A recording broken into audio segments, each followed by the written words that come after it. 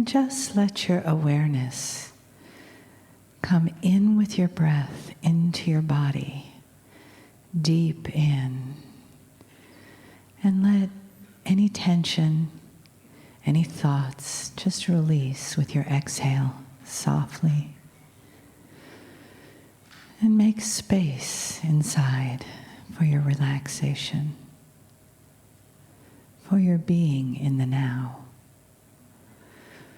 Moving your awareness into your body, into the soft part of your heart in the center, so that your breath begins to come in and out of your heart, so that you allow yourself to feel the love in the room, the family around you, the people that you don't know that you know.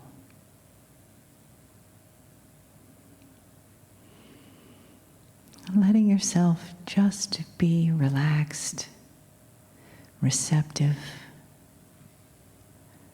and aware in these few moments of the love and the gifts that are here for you.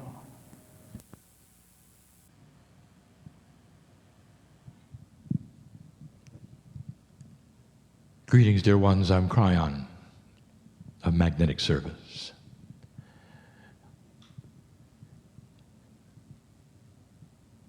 I face a group of beautiful souls today, many of whom have not seen this live. And so I say some of the same things I always do. You notice that the space between the introduction and the channeling is short. That there's no preparation for the cellular structure to receive the higher self and me, like it has been in the past. And there are those who would say that it needs to be so, not understanding what has happened with my partner.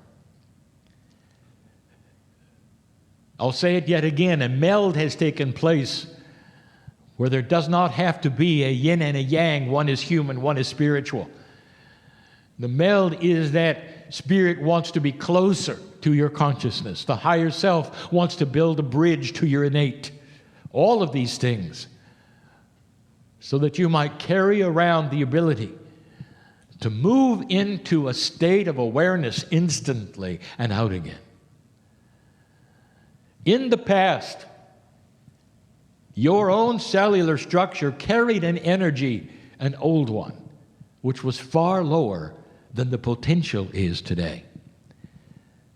And in that past, it was necessary for a human being to prepare themselves very carefully to receive that which you are looking at today. Channeling must be discerned in its validity. If you've come and you don't believe it, and you're folding your arms and you're looking at this today, you'll say, nothing has changed, it's the man in the chair. If you're one who discerns energy and sees things with quantum eyes, which most old souls can, you'll know the energy has shifted. You'll hear truth because it is compassionate, because it is caring, because it never asks you to do things you wouldn't normally do, because it resounds with the feeling of family.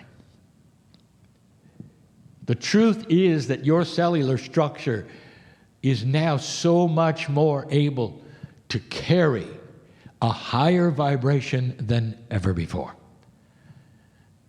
For decades, for eons, you have slogged through a situation where the dark and the light on the planet was different than it is today. You literally carried expectations of failure because you had been here and done this so many times, and it was so difficult. And part of the new process of the new normal that we teach is changing the expectations. Hence the affirmations Affirmations today are more important than they were in the old energy because they posture that which is possible instead of expecting that which you think is not. And as your cells hear you talk about the glorious things that your cellular structure knows you can be, it then cooperates. We gave you the chapter and the verse of how this works. We gave you the minutia in the last weeks of how this works. We ask you to examine homeopathy, where you have a tincture of practically nothing, a remedy of parts per million that are too small to be detected by instruments that you put into your body under the tongue and give it a signal, an affirmation of healing. And the body heals. We told you that millions of those on this planet depend on this system far more than your culture does. And they believe it. Dear ones, this is an example exactly of what I'm speaking of. Think of the homeopathy cure, the remedy, the tincture, as an affirmation for the body. It's chemical. Yours is verbal. Starting to show and tell the cells of your body that you are beyond what it used to be. And part of that beyondness is a meld with spirit that means that you can flip back and forth into the most profound spiritual information of your life. On the spot, your intuition will come to you, so you'll say the right things, know the right things, know which way to turn, which way not to turn. Know what's next, know when to be quiet, know when not to make a decision. And it's going to be so intuitive. Dear ones, there's no reason to slog through these things, to wring your hands, to call those and ask them for advice when you've got the master inside. This is what's taught today, and I'm not the only one to teach it. The very indigenous of the planet foretold it. A higher consciousness after the precession of the equinoxes, they even gave you the number of years you had where it would be enhanced. All of these things are being taught. It is the reason I'm here, to tell you about a planet that is different, but a human who is really different. There's some other things we'd like you to put together. Do you know what the human Merkaba is? Merkaba. The Hebrew terminology,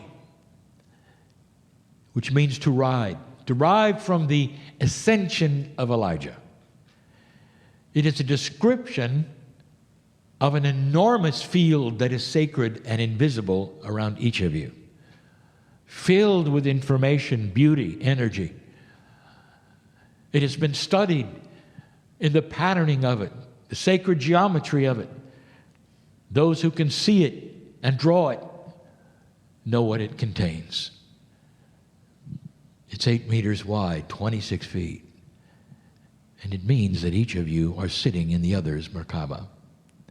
Now, if that is true, there is an interface of everyone to everyone in this room. And it's physical. That means you're connected. On a linear scale, you might want to draw a line from you to every other human in the room, including the man in the chair. Now, if that's so, let me ask you, do you understand how synchronicity might work? Because everyone here is connected to everyone here. Now, if you believe this, and it's not too much for you, you can start to expand it to the soul level. The higher self of the individual is partly in you and partly on the other side of the veil. The higher part of it is a vibrating higher part. It is the peace of God inside you. And if it is true that part of it is on the other side of the veil, it means that it is resounding to every other human on the planet.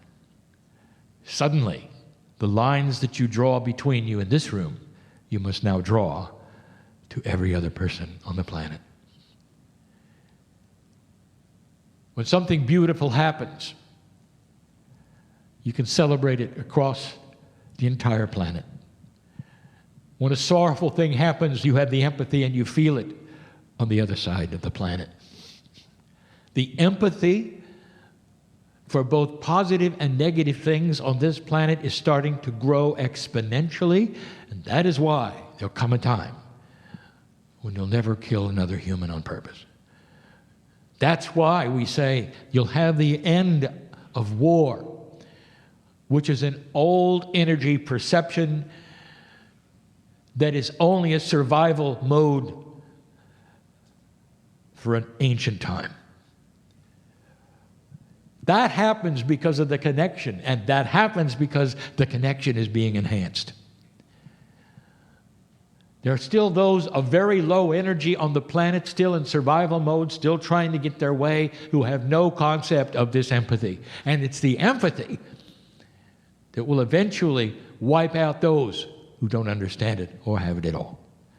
In other words, love will prevail. You are starting only to see that now. It is the beginning of a new era. The astrology you heard today pinpoints that. Let me give you another phrase. There's no more fence sitting. You're either with them or you're against them. Now, we're talking about the light of the planet, old soul. You wouldn't be in the room or listening to this unless you were with it.